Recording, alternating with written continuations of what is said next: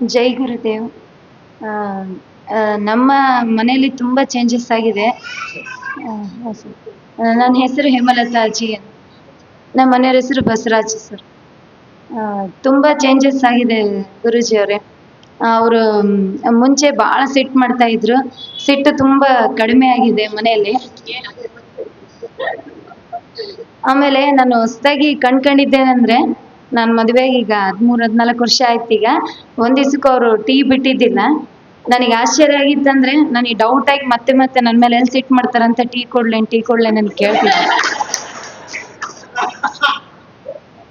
ಮತ್ತೆ ಅಂದ್ರೆ ನನ್ನಿಂದ ಏನನ್ ತಪ್ಪಾಗತ್ತೇನಂತ ನನ್ ಮನ್ಸೊಳಗ ಭಯ ಇತ್ತದ.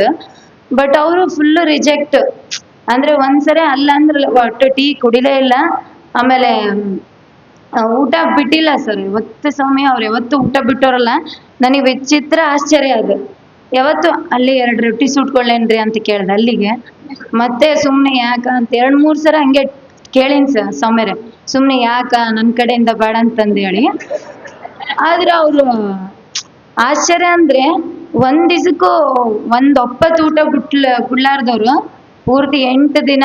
ಈಗ ಅವ್ರು ನಿಮ್ಮ ಹತ್ರ ಸಂಕಲ್ಪ ತಗೊಂಡಿದ್ರಂತೆ ಗುರುಜಿ, ಅದನ್ನ ಬಹಳ ಪ್ರಾಂಪ್ಟ್ ಆಗಿ ಪಾಲಿಸಿದ್ದಾರೆ. ಅದಕ್ಕೆ ನನಗೆ ತುಂಬಾ ಖುಷಿ ಆಗುತ್ತೆ ಗುರುಜಿ.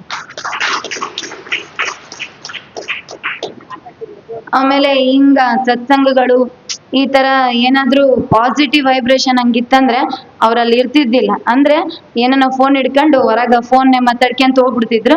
ಇದನ್ನ ಕಂಪ್ಲೀಟ್ ಮಾಡ್ತಾರಂತ ನನಗೆ ಗ್ಯಾರಂಟಿ ಇದ್ದಿಲ್ರಿ. ಅಲ್ಲಿಗೆ ಒಂದ್ ದಿವಸ ಹೋದ್ರು, 2 ದಿನ ಹೋದ್ರು, ಅಲ್ಲಿ 3ನೇ ದಿನಕ್ಕೆ ಗ್ಯಾರಂಟಿ ಬಿಡ್ತಾರ ಅನ್ಕೊಂಡಿದ್ದೆ ನಾನು. ಆದ್ರೂ ಹೋದ್ರು. ಹ್ಮ್ ಅದಕ್ಕೆ ಗುರುಜಿ ಇದೆಲ್ಲ ಸಾಧ್ಯವಾಗಿದ್ದು ನಿಮ್ಮ ಚರಣ ಅರವಿಂದಗಳಿಂದ ಹಾಗೂ ನಿಮ್ಮ ಕೃಪೆಯಿಂದ. ದಯಮಾಡಿ ನಿಮ್ಮ ಬ್ಲೆಸ್ಸಿಂಗ್ಸ್ ನಮ್ಮ ಮೇಲೆ, ನಮ್ಮ ಕುಟುಂಬದ ಮೇಲೆ, ನನ್ನ ಮಗಳು ಸ್ಮಿತಾ ಪ್ರಿಯಕ್ಕೆ ಹಾಗೂ ಸಣ್ಣವನು ಅವನು 4 ವರ್ಷದ ಧರ್ಮವೀರ ಅಂತ ಹೇಳಿ. ನಾನು ಆಕ್ಚುಲಿ ಧರ್ಮ ಅಂದ್ರೆ ತುಂಬಾ ಇಷ್ಟವಾದ ಪದ ನನಗೆ. ಧರ್ಮ ಸಂಸ್ಕಾರ ನಾನು ಯಾವ್ದಕ್ಕ ಬೆಲೆ ಕೊಡ್ತೀನೋ ಇಲ್ಲ. ನಾನು ಚಿಕ್ಕವಳಿದ್ದಾಗಿಂದನು ಧರ್ಮಕ್ಕ, ಆಮೇಲೆ ಎಸ್ಪೆಷಲಿ ಸಂಸ್ಕಾರ ಅನ್ನೋ ಪದಕ್ಕ ನಾನು ಸಂಸ್ಕಾರ ಅಂದ್ರೆ ಉಸಿರು, ಉಸಿರು ಅಂದ್ರೆ ಸಂಸ್ಕಾರ ಅನ್ಕೊಂಡಿದ್ ವ್ಯಕ್ತಿ ನಾನು. ಸೊ ಅದಕ್ಕೋಸ್ಕರ ಅವ್ನಿಗೆ ಧರ್ಮವೀರ ಅಂತಾನೆ ಇಟ್ಟೆ. ಸೌದತ್ತಿ ಎಲ್ಲಮ್ಮ ಅವರ ಭಕ್ತೆ ನಾನು. ಇವಾಗ ಭಜನೆ ಮಾಡ್ಸಿದ್ರು ಅಂದಾಗ ನಾನು ಅವಾಗ ಇರ್ಬೇಕಾಗಿತ್ತೇನೋ ಅಂತ ಸ್ವಲ್ಪ ಬಂದೋಯ್ತ್ರಿ ಮನ್ಸೊಳಗ. ಇಷ್ಟೆಲ್ಲ ನಿಮ್ಮ ಆಶೀರ್ವಾದಗಳಿಗೆ ಧನ್ಯವಾದಗಳು ಸ್ವಾಮಿ.